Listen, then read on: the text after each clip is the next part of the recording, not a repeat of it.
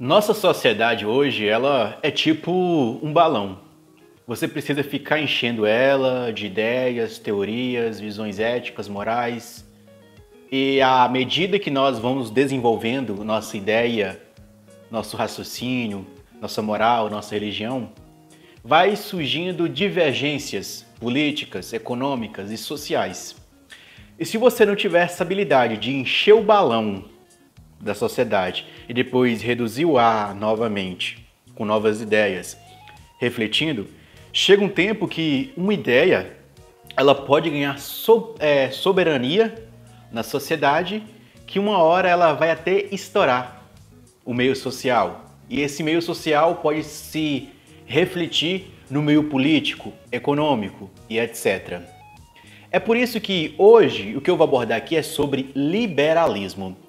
O que é liberalismo? Mas antes de falar sobre liberalismo, deixa eu me apresentar aqui. Seja bem-vindo ao canal Aprendiz de Filósofo. Eu sou o José Inácio, tudo bem com você? Espero que você esteja bem. Nós já estamos indo aqui na 27ª aula do nosso curso de iniciante na filosofia. Essa aula aqui ela é especial, que eu tentei encaixar ela aí dentro desse curso, que eu vou abordar sobre liberalismo aí, nesse período do iluminismo e agora na idade contemporânea que estamos chegando, questões do liberalismo, de democracia, de política, de religião vão ser questões muito debatidas por filósofos, economistas, historiadores, sociólogos e psicólogos. Então, é bom abordar sobre esse assunto aqui. Ok? Então, vamos lá. Como você viu aí, eu peguei este balão aí para fazer uma analogia de que nossa sociedade, nós somos pessoas que estamos tomando consciência. Se você está aqui no canal, você está tomando consciência da sua realidade, dos meios políticos, ideológicos e de ideias que mais influenciam o nosso mundo hoje. E nós somos pessoas que estamos na linha de frente. Linha de frente, como assim? Que estamos pensando as ideias mais predominantes da sociedade. Eu sei que nenhuma corrente filosófica ela vai resolver os problemas do mundo. E desconfie quando uma corrente filosófica ou ideológica, política, econômica quer resolver os problemas do mundo. O mínimo que essa corrente pode fazer é retirar um cado dessa pressão atmosférica que existe na sociedade. A sociedade, então, é tipo o balão no início aí. Se a gente for pensar em liberalismo, primeiramente a gente acha que ser liberal é aquela pessoa que não fica prendendo dinheiro, aquela pessoa que é tolerante com todo mundo. Esse conceito a gente pode trazer ele na cabeça, mas ser liberal não é isso. E também tem outra coisa que a gente pensa quando a gente fala em liberal, vai retomar lá na Idade Média com as artes liberais. As artes liberais seriam aquelas como dentista, carpinteiro, advogado, médico e etc. São pessoas que exercem a sua profissão, mas de forma independente. Que hoje a gente pode falar que são as pessoas autônomas. Se elas trabalham para elas mesmas, se elas pararem de trabalhar, não entra dinheiro em sua conta, em sua carteira. Para delimitar a noção de liberalismo, eu vou abordar alguns assuntos. O liberalismo econômico, o liberalismo moral, o liberalismo político e o liberalismo religioso. São muitas coisas, eu sei, mas eu vou tentar resumir isso aqui o máximo possível. Bem, para a gente voltar na história e saber como se deu o liberalismo, você lembra lá com o início da separação entre igreja e Estado, que deu lá na história da filosofia a divergência entre o teocentrismo e o antropocentrismo? Teocentrismo, Deus no centro de tudo, antropocentrismo, o homem no centro de tudo. Com o aparecimento da nova classe social, que era chamada de burgueses, ali por volta do século XV, quando chegou no século XVII, começou a aparecer as reflexões dos contratualistas. Pega agora uma pessoa que se chama John Locke. John Locke ele vai começar a defender o justnaturalismo, que pessoas já nascem com direitos que são inalienáveis, ou seja, Direitos que não podem ser transferíveis para ninguém. São seus, como o direito à propriedade privada, o direito a exercer a sua religião, o direito à vida e entre outros direitos. Se antes, na Antiguidade, na Idade Média, ali na Europa, o direito era defendido através de Deus, não, aqui o direito é defendido através do justnaturalismo. Você é um ser que nasce e que já tem esses direitos, que já são seus. O conceito mais direto de liberalismo vai ser aquele econômico que a gente vê, ou que a gente estuda, que é um conceito de liberalismo muito fundamentado por Adam Smith, que foi um economista inglês aí do século XVIII, que ele abordava de que o Estado não deve interferir na economia. A economia tem que ser livre. Ele dizia que existia uma mão invisível, que de forma natural a economia ela vai se adaptando. Então seria aquela coisa, deixa estar como está, porque automaticamente, através do curso natural, através de uma força invisível, vai ter uma harmonia econômica que não precisa da intervenção do Estado. Aqui já é o liberalismo econômico, sem intervenção do Estado, sem um agente intervencionista. O liberalismo moral seria você ter a sua ética, seria moral ou ético, onde as éticas das pessoas são variáveis. Se você quiser aprofundar mais nessa questão moral e ética, vou deixar um vídeo aqui para você refletir mais, que é sobre a axiologia, que é sobre a teoria do valor.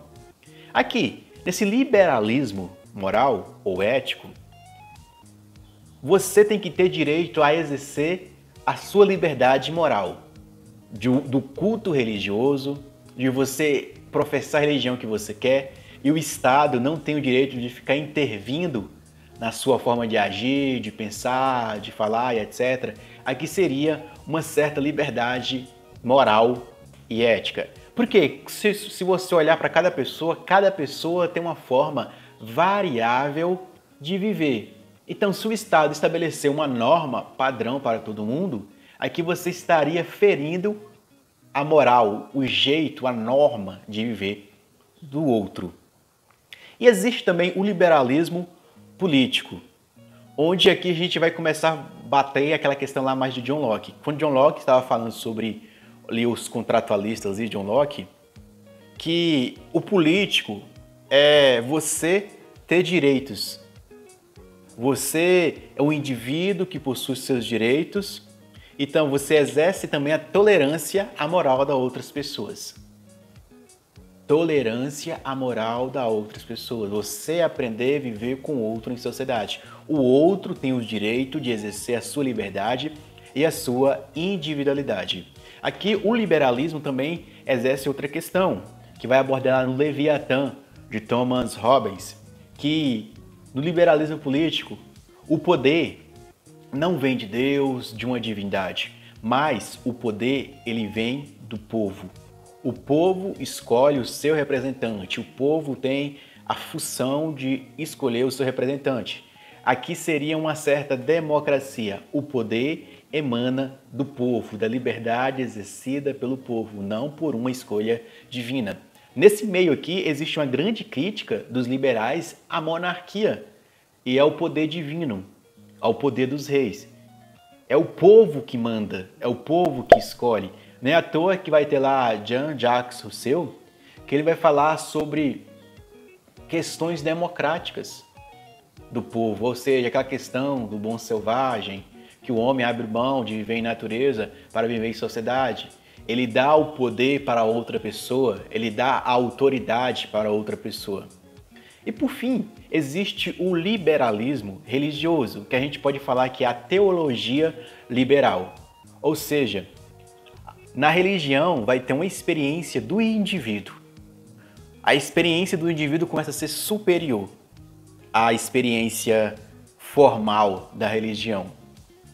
Então, para a gente pensar sobre liberalismo, os autores que a gente mais vai pegar aí vai ser John Locke, que é do século XVIII, Adam Smith também, que é do século XVIII, Thomas Malthus, que vai ser do século XVIII, onde ele fala daquela questão da PG e da PA, progressão aritmética e geométrica, que a população ia crescer em tamanha proporção geométrica e a alimentação ia crescer em tamanha aritmética, que chegaria um tempo que não ia ter alimento para todo mundo. Então, Thomas Malthus, que vai ser a teoria malthusiana, ele vai abordar sobre a redução da populacional para que tenha alimentos para todo mundo. E também aqui vai ter David Ricardo, que ele vai tratar sobre aquela teoria da oferta e da demanda. São filósofos aí filósofos econômicos que servem para nós pensarmos aqui. Que David Ricardo ele vai falar sobre aquela questão da oferta e da procura, que não precisa o Estado intervir na economia. Não precisa o Estado ficar sempre ali colocando o dedo, mas sim, automaticamente a economia ele vai pautar na oferta e na procura. Aqui, só nessa reflexão aqui, você vai ver que existe uma visão um pouco marxista aqui por trás disso. Como assim? De que a forma econômica vai ditar a forma moral, política e religiosa. Muitas pessoas vão dizer que a forma religiosa vai pautar a forma política, moral e econômica. Então, é por isso que no começo do balão aí que eu falei, cada visão dessa econômica, moral, política e religiosa vão ser fatores para começar a tirar essa pressão de ar dentro do balão, que é a sociedade nossa. Se nós deixarmos apenas uma corrente econômica, um pensamento econômico, ser superior à sociedade, essa sociedade acaba entrando em colapso.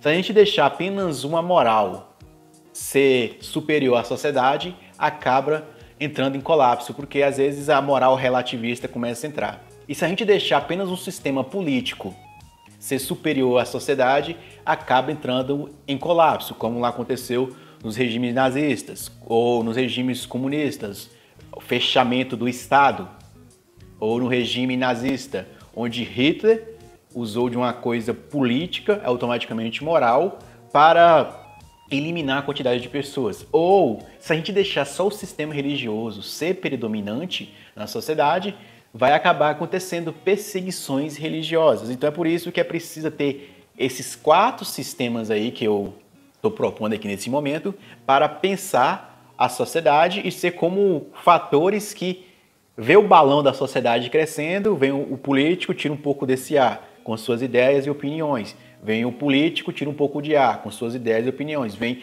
os valores morais, tira um pouco de ar com suas ideias e opiniões, e econômicas, assim sucessivamente. Vai ter Montesquieu, que vai ser um filósofo político, também ali no período do Iluminismo, que ele vai propor 3 formas de poder para regular o Estado. Ou seja, não vai ter apenas o soberano que manda em tudo, como Thomas Hobbes queria, um cara lá que era o detentor do poder, mas ele vai propor 3 formas de governo, o legislativo, o executivo e o judiciário. Para ficar mais fácil de compreensão, eu vou reduzir isso a um nível municipal. O poder legislativo vai ser os vereadores, o poder executivo vai ser o prefeito e o poder judiciário vai ser a comarca de uma região onde o município está subordinado. O judiciário é onde existe o juiz, onde vai processar prefeito, vai processar vereadores, vai ter as discussões onde pessoas vão lá para ver se tem direito à aposentadoria, tem direito a algum recurso do governo. A nível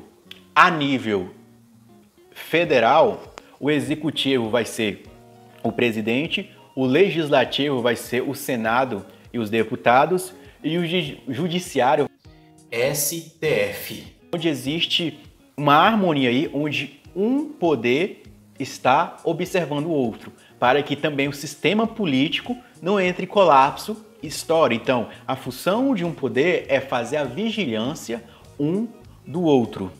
Agora que você pegou a estrutura de administração, política, judiciário, legislativo e executivo, e vamos pegar outra administração que já é moral, que isso aqui já está mais relacionado às pessoas que vivem em sociedade. Eu vou pegar uma estrutura marxista aqui, que é uma estrutura que fica legal para a gente compreender essa situação, que existe o proletariado, existe a burguesia e existe a elite.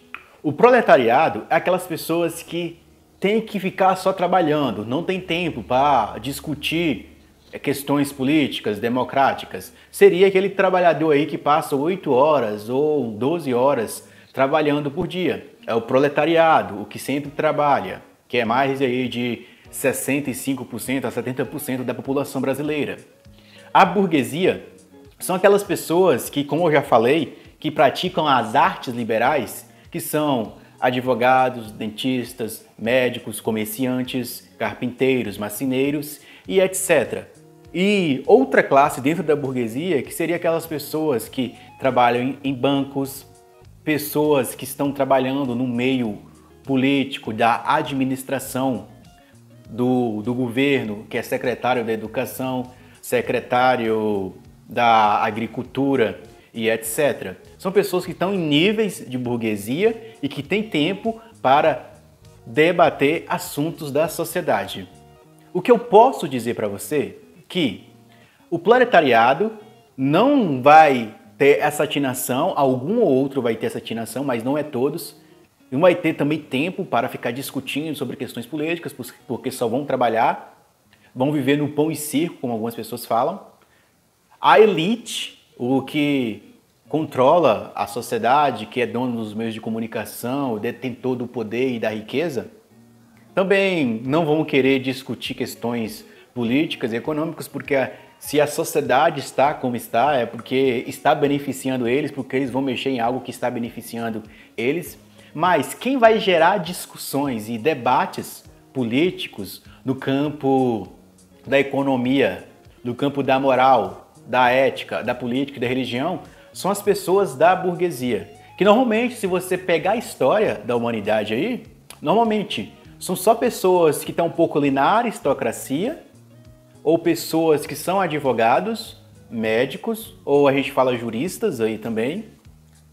Pessoas que são literalmente livres e têm mais tempo, que vão começar a fazer a discussão dos assuntos da sociedade. É a classe burguesa ou a classe média que tem que se colocar para pensar, e como eu já falei no começo desse vídeo, para tirar essa pressão atmosférica da sociedade, trazendo reflexões no campo da moral, no campo da política, no campo da religião e outras áreas que a sociedade necessita de reflexão.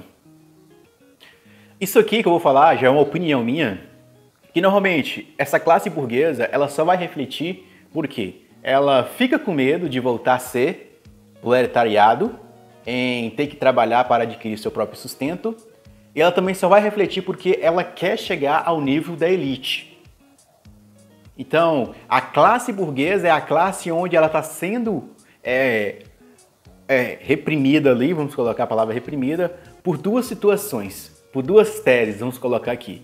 A tese da elite, ela tem a sede de fazer parte da elite dos mais ricos, e também ela é reprimida aqui pela classe do proletariado. Ela tem medo, a burguesia, de voltar a ser pobre, a ter que lutar pelo seu próprio sustento. Então ela vai refletir aqui, vai gerar discussões que vão ter impactos sociais, que automaticamente são discussões que vão favorecer a burguesia ou algumas pessoas no meio da burguesia, e eles vão subir a classe da elite. É por isso que a sociedade, as grandes discussões, nem sempre parte da elite intelectual. Normalmente da burguesia, e essa burguesia vai refletir no proletariado, que é a grande maioria da sociedade.